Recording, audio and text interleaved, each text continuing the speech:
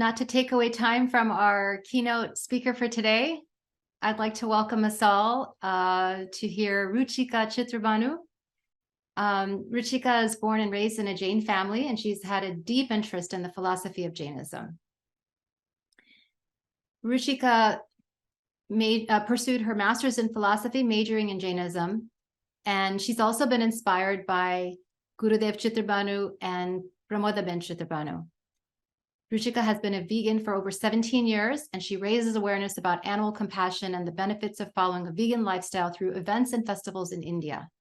She is a co-founder of Ahimsa Fest, India's largest vegan festival, the Earth in One, an events platform to help people transition to a vegan lifestyle, and a board member of the Jain Vegan Initiative. And she actually and I worked together on a webinar about the meaning of Diwali in Jainism, and it was really a wonderful collaboration. Ruchika is a wonderful partner. She has really great insight into what's going on in India, and I am so looking forward to hearing you speak. Ruchika, please go ahead. Thank you so much, Gina, and Jai Jinendra, everyone. Thank you for being here. Thank you, Chris, Arihanta Institute, and Hope for giving me this opportunity. There are such wonderful speakers here, and it's so overwhelming to hear them.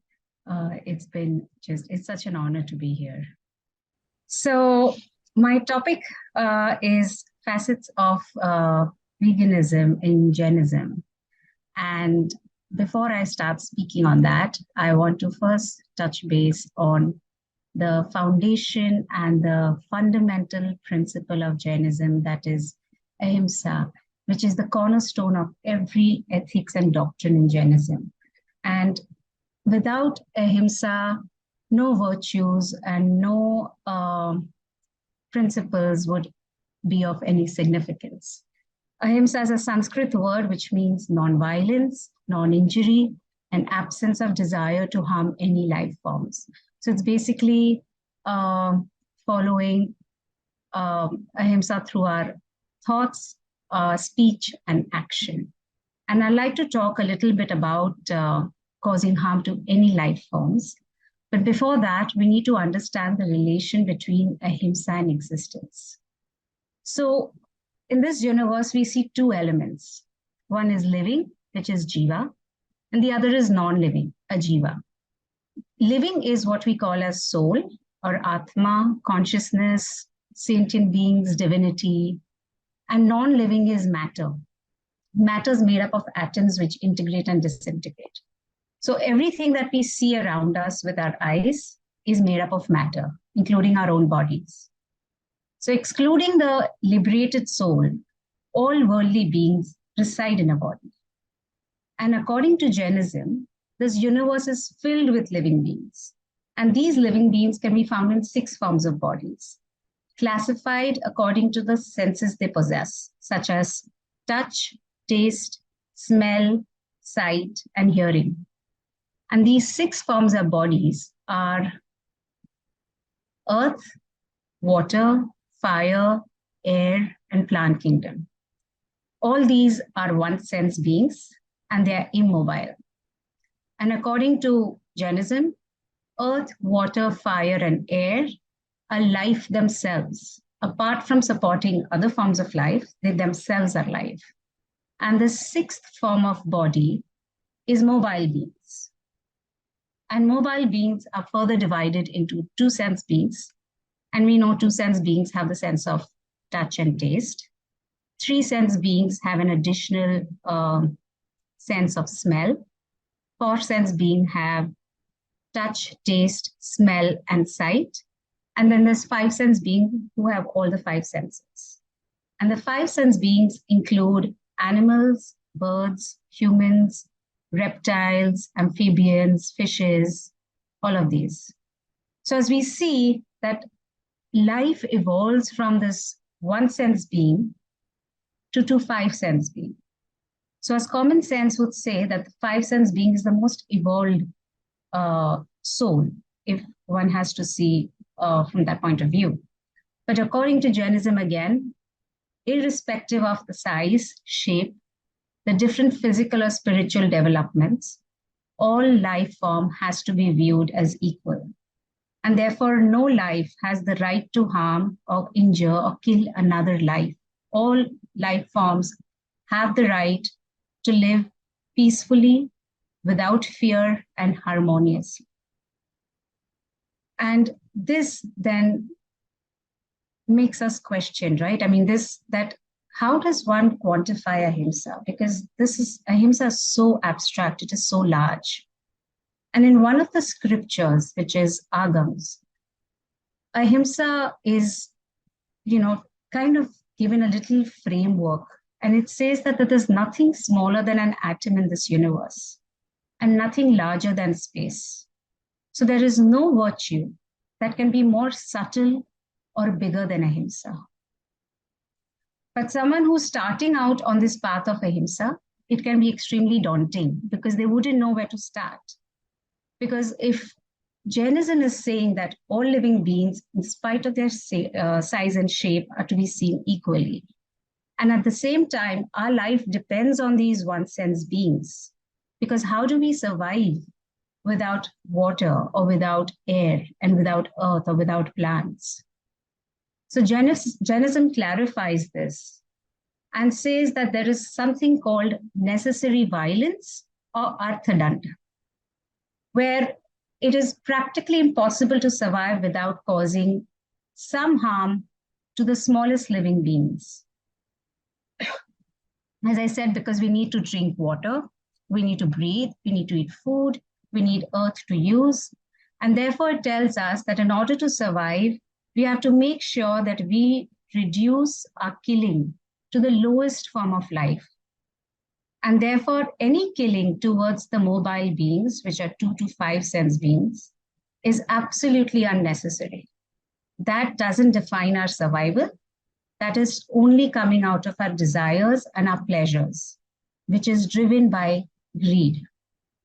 And greed then plays home to other negative passions, such as ego, anger, and deceit. So Jainism further clarifies and it simplifies this violence and tells us that there's 2 forms of violence. There's gross violence, which is causing harm or injury to another living being through our speech and action. And the subtle violence is causing harm through our thoughts and emotions. So violence is not always to be interpreted through killing, but also through these negative emotions. And as I said, that greed later plays home to other negative passions such as ego, anger, and deceit. And Jainism lays a lot of stress on gross ahimsa and how we should abstain from gross ahimsa. So like we saw that 2 to 5 sense beings are more evolved than 1 sense beings. So one thing we have to do is definitely move away from causing violence to the 2 to 5 sense beings. And as 5 sense beings, as humans ourselves, we can probably create a connection with another 5 sense being, like let's say a pet, because we can relate to their pain and pleasure. And when we create this connection with another living being, we are fostering a feeling of love and universal friendship towards them. So Jainism is indirectly guiding us by abstaining from gross violence towards abstaining from subtle violence as well, because this fostering of universal friendship will eventually make us more mindful. It will make us less indulgent and take us towards a step of self-restraint. And self-restraint, which is Sayyam in Jainism, is the first step towards ahimsa. So in an act of violence, we start from a thought that I want to consume, let's say, something of dairy or meat. So it starts with a thought. But to stop violence, we have to stop from the action.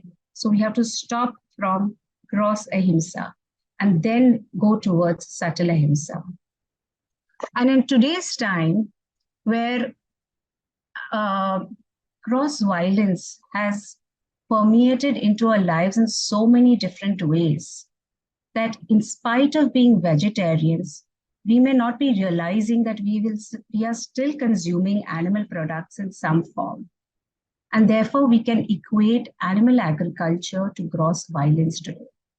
And I came across this little chart and I thought this was quite, it was quite elaborate, because we generally relate violence to killing and to meat and to eggs. So as vegetarian, we feel we are not part of that.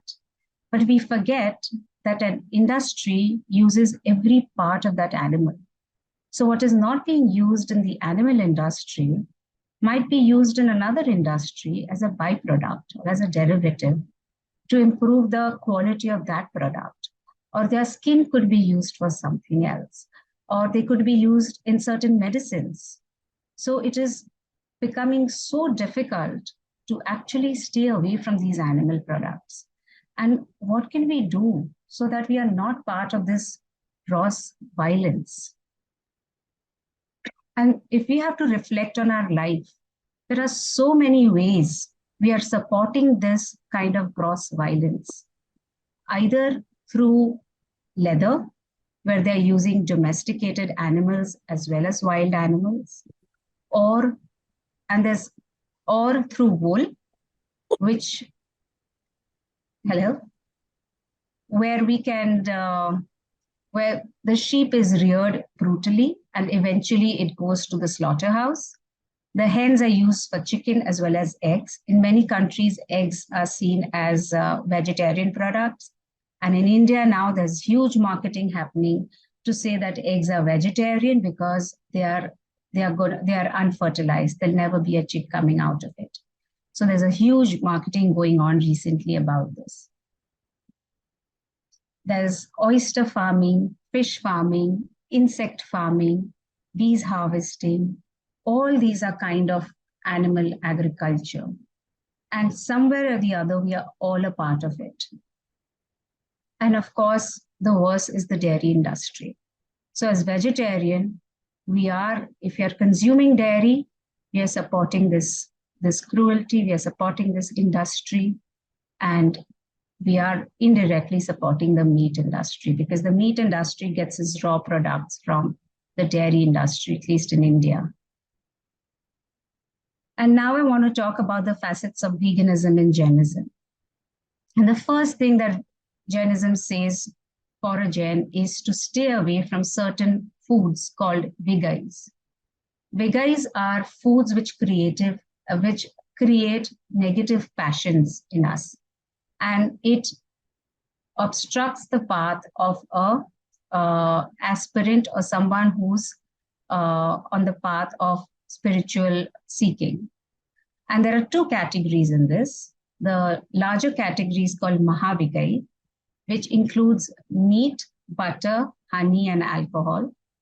In meat and honey, we can see direct violence happening. But in case of butter and alcohol, the reason why they are put in this category is because in that process of making butter and honey, there are millions of microorganisms that are caused, which die in this entire process. And that's why, as we said, unearth dund, or the unnecessary violence, and because our survival doesn't depend on this, these are the four categories, these are the four kinds of foods which should be avoided at all times. And the other category, the lesser category or the lower category known as Lagu Vigai, includes milk, yogurt, ghee, which is clarified butter, oil, jaggery, and derivatives of jaggery like sugar, and fried foods. These again obstruct the path of a spiritual seeker. And medicine today also talks about the health hazards and the environmental hazards, as we just heard Tushar and Gina and Asha speak about this. So the first aspect that Jainism is in lines with veganism is where it is saying that avoid the vigais or the negative passion creating foods. I want to now draw a parallel between animal agriculture and the violation of the 5 principles of Jainism. And in this case, I'm going to consider dairy, but this would be true for any of the animal agriculture industry or exploitation of any living being, whether it's on large scale or even small scale. So it would also hold true for small dairy farmers in India, because all across the practices are cruel. So the first law of Ahimsa, non-violence. Like we saw that in order to survive, there has to be certain violence caused to 1 sense being, without which we cannot survive. But violence caused to 2 to 5 sense being is absolutely unnecessary. And when it comes to violence, as vegetarians, we are constantly relating that to just meat or egg industry.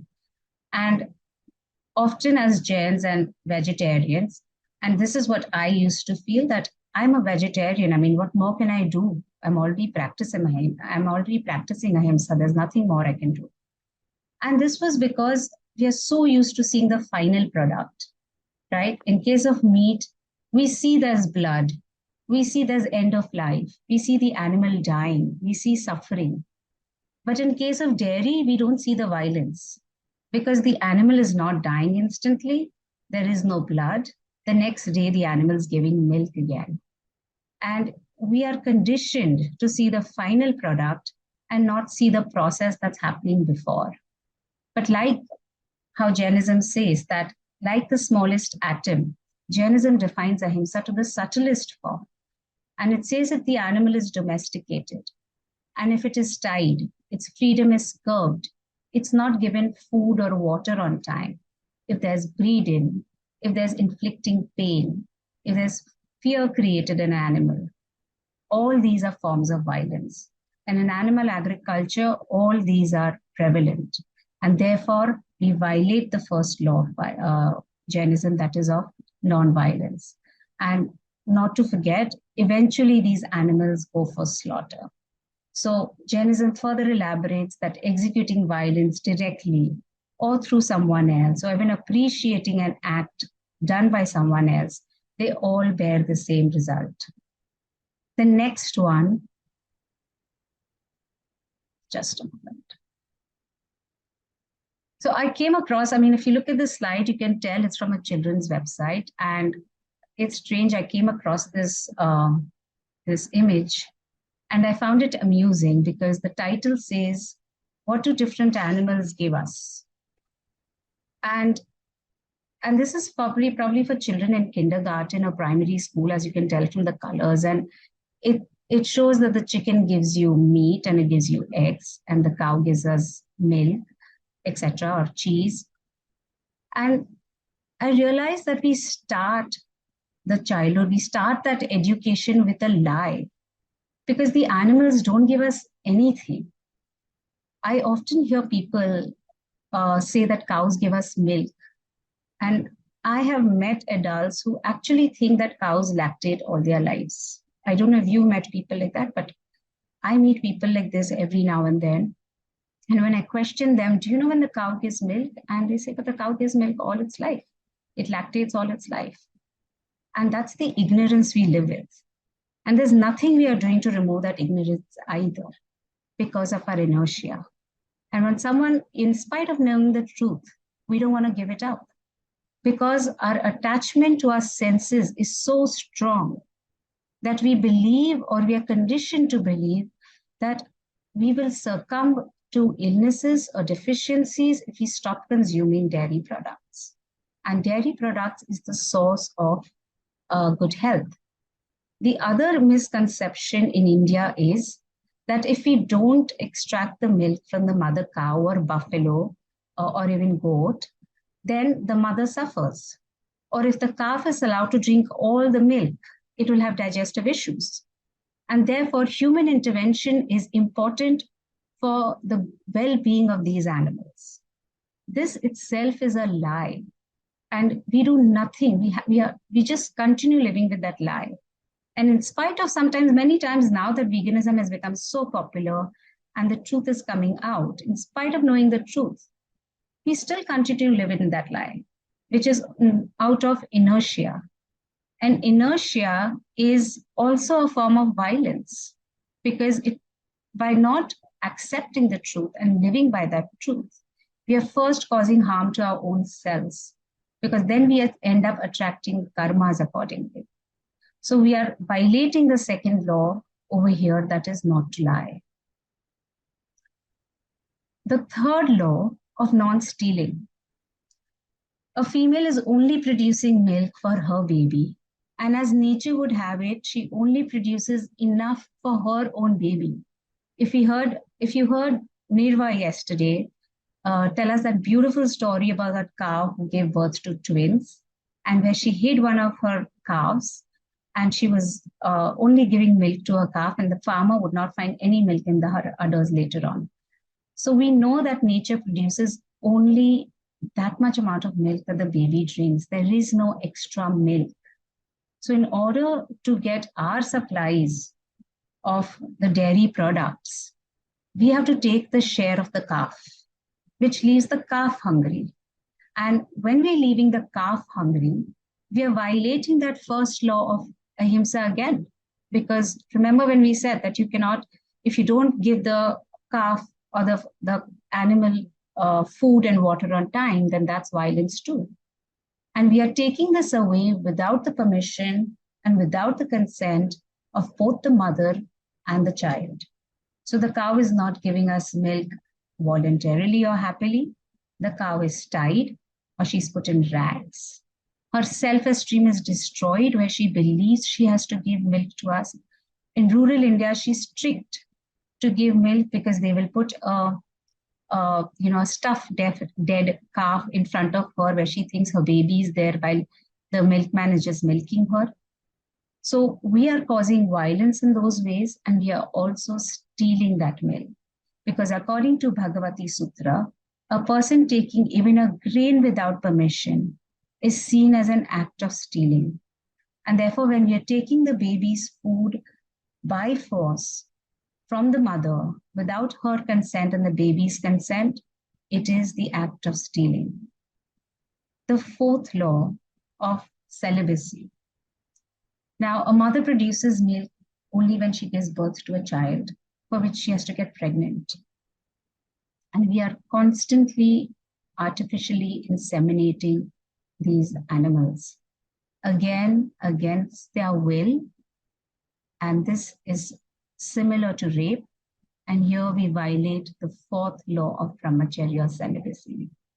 I have also gone to many shelter homes in India. And when I speak to the management, I always ask them towards the end that how do your cows get pregnant? And some of them admit that they give them injections. And some of them say that they have bulls. And what is the ratio of the bull to the cows? So there might be like 150, 200, 300 cows versus just a few bulls. These few bulls are responsible to make the other cows pregnant. So neither the bull nor the cows are meeting as per their will. They are forced to do this. And while we have boundaries in our lives, but we are crossing all boundaries when it comes to these animals. And therefore, again, breaking this fourth law. And remember the law which says that if you do it directly, or whether we're doing it indirectly through someone, or if we are appreciating what they're doing, and here we are consuming that product and therefore encouraging this to happen again and again. So the fourth law is also violated here. The fifth law is of non-possession and non-attachment. All of this we are only doing because of our attachment to these products, because we want to derive pleasure from our senses, especially our taste buds. We are definitely not doing this as a favor for animals, as people say that if you don't extract the milk, the cow will suffer, or the calf, if it drinks all the milk, will have some digestive issues. It's not that we care about, because if that would be the issue, we could have still just extracted the milk and not consume it. Why do we have to consume it? And it's not that the cow is going to produce extra milk throughout. It might just be for a few days. The truth is that it's because we are attached to these products and to our senses. We are using all our efforts and all our energies only to pamper our senses. So we are constantly breeding these animals and also not letting go of our attachment to this products it's a form of hoarding. And constantly breeding animals is also hoarding. So even the fifth law of non-possession and non-attachment is violated. Now, when we are violating all this, it's obviously going to attract certain karmas. Karma is the law of cause and effect because of our actions. And the first karma is the delusion karma, the Mohiniya karma, which creates confusion and fear, and it obstructs the right knowledge. I'll give you my example here. As I said, I was born in a vegetarian family, and I thought that one can't do more than being a vegetarian towards ahimsa. So when I learned about veganism through my in-laws, I still took a long time to go vegan. The reason being, I thought again, what will happen if I give up dairy? How will my body sustain? What will happen to my calcium? And I will get deficiencies, etc. One was fear. Two, sometimes I would also tell myself, oh, but if I stop having dairy, what will happen to the cows? And this is something I hear, and I'm sure even you all have heard it if anyone lives in India, that what will happen to the cows? They will all go for slaughter. I hear this all the time, even right now. So my delusion causing karma, my confusion, my fear just did not let me accept the reality. And when I reflected upon this after I went vegan, I realized that one, it was also because of my attachment to my taste buds, because of which I didn't want to give up these products. I didn't want to make the effort to find out what are the other products I can have to substitute and make sure that I remain healthy. So I was constantly living in this fear and in this confusion. And while knowing the truth, one was the delusion causing karma did not let me accept the truth. Two, in spite of knowing the truth, I didn't do enough research out of inertia again to find a way out. And in the meantime, I'm still accumulating the karmas. And the delusion causing karma, which is the Mohiniya karma, is the most deadliest of the 8 karmas according to the Jain philosophy. By the way, in Jain philosophy, there are 8 karmas. And Mohiniya karma, or this delusion causing karma, is the most deadliest of them all, which is the culprit behind our constant cycle of birth and death. So by not accepting this reality today, in spite of seeing videos and in spite of seeing documentaries, in spite of reading, in spite of all this, if you're still not accepting it, it's only because of a delusion causing karma, and you're only attracting more of it. The second karma, in order to get all our dairy products, paneer and dahi and milk, etc., one mother and child has to be separated somewhere. And just like us, they're 5 sense beings. And remember, if we created that connection with them, then we realize what is it like to separate a mother and child. It's because we haven't created that connection. We are not able to realize that pain. We are not able to realize that they long to be with their children just the way we long to be with their children. So we are creating an obstruction in their bond. And by creating an obstruction in the bond, we are attracting karmas which will also create these kind of obstructions in our lives. And these obstruction creating karma, antray karma, are something that we experience every now and then. There might have been times when we want to do something, we put on all our energy into it, but we still don't get the desired result, or something happens and it just stops midways. This is because of these obstruction creating karmas that we've accumulated over time. The third one is the pain causing karma, the Vedaniya karma.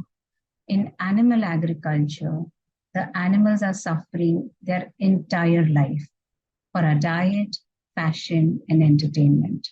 And their suffering is not just physical. Their suffering is emotional, it's psychological, it's mental, and physical. So they are suffering throughout their life. They're constantly living in fear and in pain. And that is why we are constantly attracting those karmas in our life, or the Vedaniya karmas in our life. And if we look around us today, we can see so many diseases and people suffering from so many physical and mental diseases. There's also so many environmental effects of this, as Dr. Tushar pointed out. And lastly, our longevity karma. Every time we are using an animal product, we are indirectly responsible for its early death. So a cow otherwise lives for around 20 to 22 years if it's just left on its own to survive. But because of the dairy industry, they don't live for more than 5 to 6 years. And therefore, we are responsible. If we are having dairy products or any of the animal products, we are responsible for impacting this longevity karma of theirs. And this will affect our longevity karma either in this birth or in next birth. Yeah, and finally, I want to say that we went through the gross and the subtle violence. So in animal agriculture, as you can see, there is gross as well as subtle violence. There is the final killing, there's physical suffering, but there's also suffering happening at the subtle level of emotions, psychological. There's fear, because animals, if you see in their eyes, when they see the human coming, there's fear in their eyes. And we don't want to see that fear. Rather, we've not made that connection, and that is why we cannot see that fear. If I have to define Ahimsa again, it's a fundamental principle forming the cornerstone of ethics and doctrine of Jainism. It means non-violence, non-injury, and absence of desire to form any life forms. It is not just a theory about life, but a way of living. And the definition of vegan is philosophy and way of living which seeks to exclude, as far as possible, all forms of exploitation of and cruelty to animals for food, clothing, and other purpose.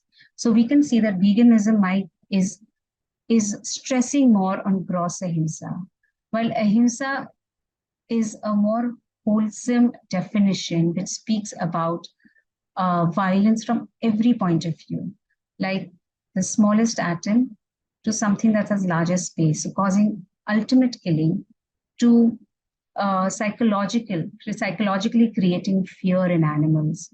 And also the other things, we saw the 6 forms of body. Again, we are so used to just seeing the killing of the animal, but we don't realize that the product, the way it's come, it has caused harm to every form of body while coming as a final product. So if it is dairy, it has polluted the land, it has polluted the water and overused water, as we saw in the slides of Dr. Tushar. It has, there's deforestation happening, because of which 2 and 5 sense beings are going extinct. So there's violence happening right from 1 sense being to 6 sense being. And that is what Ahimsa focuses on. It is telling us that minimize your violence to just the smallest form of life, that is 1 sense being, which is important for your survival. Anything beyond that, we don't need it in order to survive. We can do without those products. We can find healthier products, and those are easily available. Honestly, we don't even need alternatives to them. It's alternatives probably is just given so that people stay away from animal products. But honestly, we don't even need an alternative to dairy. There is enough sources, as Dr. Gina and Asha and Dr. Tushar said, where we can get our protein and calcium from, and we don't need to consume any of these animal products. And finally, something that Gandhi said, that ahimsa is, it's impossible for an imperfect man to grasp the whole of that essence. It's just too much to bear its full place. And that is why when people say that ahimsa needs to evolve and accept veganism, or veganism is the modern concept of ahimsa, I feel ahimsa by itself is wholesome. It speaks about every form of life. It's just that probably we are evolving and we are learning more about it. Because it is very difficult to practice the whole of Ahimsa in our lives. We won't be able to bear it. We won't be able to survive. But Ahimsa was perfect the way it was 2,500 years back. And it is just the way it is even today. Whether it's veganism or any other concept, Ahimsa always included that. And Jainism always included those concepts. We just have to apply it. We have to read in between the lines and apply it in our lives. We just have to hold back and question, where did this come from? Was there any violence caused while coming before it reached to me? Was there unnecessary violence caused? Is this something that I really require to survive? These are some of the questions we need to ask. We need to step out of our inertia. We need to accept self-restraint, which is our stepping stone towards Ahimsa. And this is how we can start practicing Ahimsa in a small way by staying away from gross violence. And lastly, I read this in a book called Mahavir Vani, and I just translated it in English, that till we do not focus on Ahimsa, the world will not be a beautiful place. Life will not evolve. And by life, we mean the life from the 6 forms of body, and the environment cannot be protected. And we can see that today. Thank you.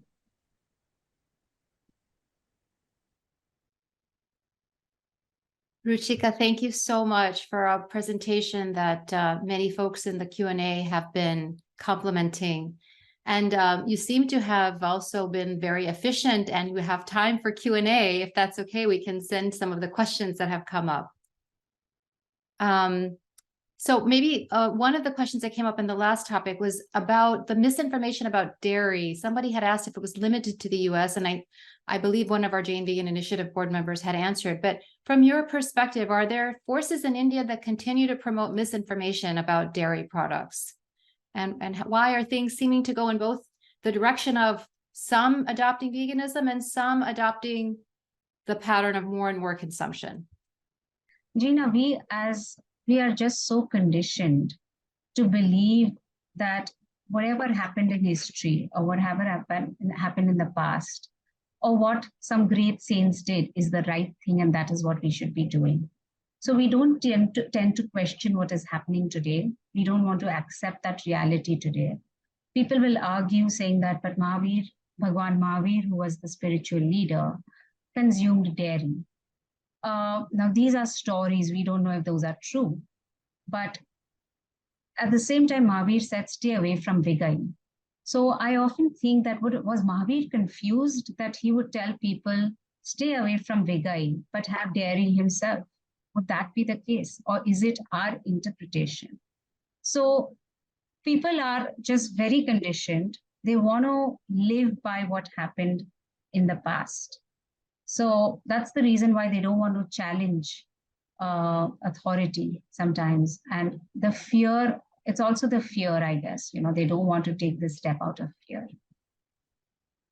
So that's the reason why people don't accept. But yes, there are many, many Jains who do say that this entire veganism is a conspiracy to get rid of our cattle. And if we stop having dairy, the cows will go to slaughter. As I said, I thought the same till I came to the reality that, this is not true. And actually, I went vegan because when I was feeding my daughter and some milk came on my hand and I saw that the milk of the cow and my milk looked the same, that's when I created the connection with the cow. And that's what helped me give up dairy products. So somewhere we have to create that connection. We have to accept what's reality. And sometimes we have to question that maybe it happened in the past, but it is not correct today. Yes. And we know that you've actually had conversations with ascetics, the sadhus and sadhvis and Digambar ascetics in India, other sects as well. There was a question about how to convince our religious leaders. And we heard from one of the other speakers, I think yesterday Nirva was speaking about sadhu that she heard in India that was speaking about veganism. So there are some that are advocating for veganism. What is your experience on the ones that accept veganism? has something touched their heart, or what is the way to communicate that has been most effective in promoting change among our religious leaders? Oh, and Ruchika, could you stop sharing screen? Just hit stop share. Sorry. Yeah, no problem. Yeah. There we go. So one thing is that I realized is never question the authority. So, go with respect. Ask them, this is what is happening. Do you think we should be consuming it? So now sadhus have come to a point where they do admit that, yes, the process is entirely wrong. What is happening is entirely wrong, and this is not how it should happen. They, however, still say the product is not bad, but the process is bad. We need to improve how we derive this. So there are certain sadhus who agree that veganism is the right way. Unfortunately, not many of them speak publicly because it's because of the society, because the way it's structured, that they are not able to speak openly about this.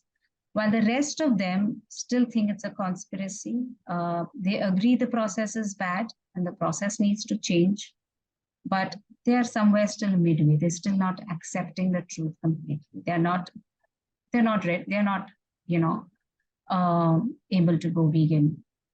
And I think it's the entire structure that's over here, because of which till the highest authorities don't start speaking about it, their disciples are not able to, even if they agree to this, they are not able to practice it. And it did happen with one of the Jain sadhus who had come to meet Chitrabhanuji at home, and then he went vegan. He spoke about it extensively, even in public. But finally, he had to stop speaking about it because the authorities were not accepting it. But slowly and gradually, I think as a community and as youngsters will go and talk about this and talk about the violence and just question them, how does this, align with the Jain philosophy? Somewhere they will have to come in terms. It's a question, it's a matter of time, but they will have to come in terms with this. We've definitely seen movement over the past several decades. There was a time when no one was speaking about it. A few courageous voices have been. They wouldn't even admit that, there's something wrong with it. Today, they admit that the process is completely wrong and there is so much cruelty happening. Yeah. But the Jain community is very dairy heavy. I mean, and especially during Paryushan, you will see they're so dairy heavy, like everything that they make is with dairy. I hope and I urge Jains to try going vegan for 8 days. There's a vegan Paryushan cookbook. There's also another cookbook for everyday cooking called the Rainbow Food for the Vegan Planet. Yes, for the vegan palate. It's wonderful. Yeah, and the difference is, of course, in Paryushan. It's Jain and it's vegan. Exactly. The difference is simply that the rainbow food includes fruits and vegetables, which are generally good for health. And the Paryushan cookbook is meant for a very limited time when we would exclude those items as well. But they both exclude roots and they're both vegan. Yes. So the rainbow one is good for everyday cooking. Exactly. And it's simple. It's really, really simple. Indian food by itself in many ways is just naturally vegan. We just have to replace the ghee or the clarified butter with oil. Paneer is anyways not our staple diet. Honestly, it's more in the north. It came from Sindh, from Pakistan. It's just got into our diet now. And as I said, it's only because of taste more than anything. There was a question about, can Jains keep pets? That's a good question. It's a little tricky question, right? Because in India, I mean, otherwise the stray dogs many times are abused or they get killed. So maybe in order to save them, it's good to take a risk. It's good to have a rescued pet rather than buying a pet. Buying a pet is definitely a no-no.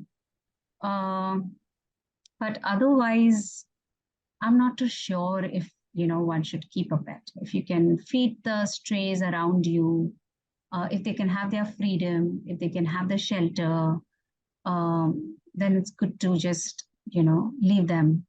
But if one wants to have a pet, then please take a rescued one or a stray dog and not buy a pet. Sure. It seems almost like if you have a rescue animal, it's a small scale version of a sanctuary, which we Jains are very absolutely historically. So you're doing it out of compassion, right? You're doing it out of compassion. The intention matters. You're doing it in order to save that animal out of compassion. Then yes, absolutely. And so there are many people who are doing that, and that's great. I think Sunny, I'm not sure if he's able to speak. He's one of our panelists. Sunny certainly has experience with that, and perhaps others as well. So yeah, I think that makes a lot of sense. And a couple of questions are going on about, somebody was also offering that there's vegan pet food for dogs who are rescues also. So you can even find the vegan pet food. And I suppose in India, they eat everything. They'll eat, there is vegan pet food as well. Yeah. And they do. A lot of people, a lot of Jains or vegetarians who have pets at home, they're just given normal home food. I don't know whether it's healthy. I have no knowledge about what pets should be eating, but I know that they're just given normal food. Yeah. Tell us about what you see as the vegan movement's evolution in India. You've organized Ahimsa Fest. You're in touch with many of the groups. Tell us about how you see things evolving in India. And if people are interested, some people are asking, how do I get involved? How do I bring materials to my contacts in India? So veganism in India has grown over the last few years. 2016, when we did the first Ahimsa Fest, people didn't know what vegan was. I think late 2018 to early 2019 onwards, it literally exploded. And there is so much awareness about veganism because there are days when we go for activism. And while we're talking to people about animal cruelty, they tell us, so the best thing is to go vegan. So there was a time when we were telling people what vegan is.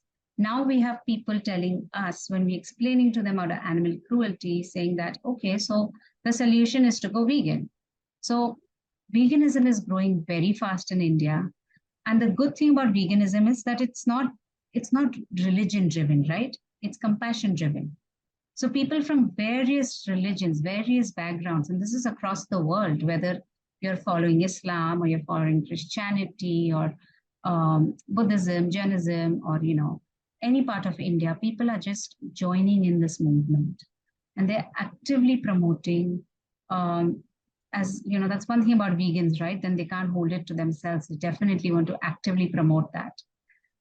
These people are actively promoting, going out, doing activism every week to different places. So there's a lot of awareness. A lot of restaurants have started giving separate vegan menus, have vegan options. There are many, many vegan products. The good thing in India is that people can start homegrown businesses. There are many homegrown businesses here. The large industries now getting into vegan options. So there are certain meat companies, meat processing companies, which have also started making mock meats because they do see a future in there. So there is a huge change in, people's thinking. There's a couple of questions. Game changers, Nirva, if you're there, game changers played a huge impact on people. And I think it was during COVID or something, and a lot of people then tried going vegan after seeing that movie. Yeah, so that movie brought a lot of change. Ruchika, when you said 2018, 19, I kind of was hoping that the Game Changers was part of that revolution. So I'm so glad. It definitely was. It definitely was. I have friends who told me that, we watched Game Changers and then we tried being vegan for some time. They, of course, went back. There are many people who continue being, but that was a huge, it brought a huge mind shift. Right. Thank you for that. It's amazing how much some of the global media has an effect around the world, right? Like I don't know if people would have been able to predict that something like the Game Changers would create such an awareness in India. Yeah, it was huge. Yeah. I think because it was based on the principle of empowerment, right? And it wasn't judgmental, and they didn't talk about the cruelty behind the vegan movement. They focused on results. And it Right. was just so empowering to watch. Like, you just wanted to be there. And I think we all have that. It also focused on an older population of athletes that wanted to get back into things or maintain that level of prominence. So it was hopeful, like very hopeful. And then at the end, they had a bit about the cruelty aspect when they had a little blurb from Damien Monder, who's the CEO of the International Anti-Poaching Foundation. And he talked about how he saves all these big rhinos and elephants and animals in Africa, but then he's eating meat. And he said that just doesn't make any sense. And so they tied in all of that as well, but they didn't make it the foundational principle. Right. It was very positive, right? It didn't make people go on a guilt trip. It didn't make them feel guilty. It was a very, very positive documentary. And that's why I think that positiveness is what makes a huge impact. Like, even when you speak to people, if you make them feel guilty, the first thing is self-defense, right? They want to defend themselves. But if you bring out the positive aspects of this, people want to hear more.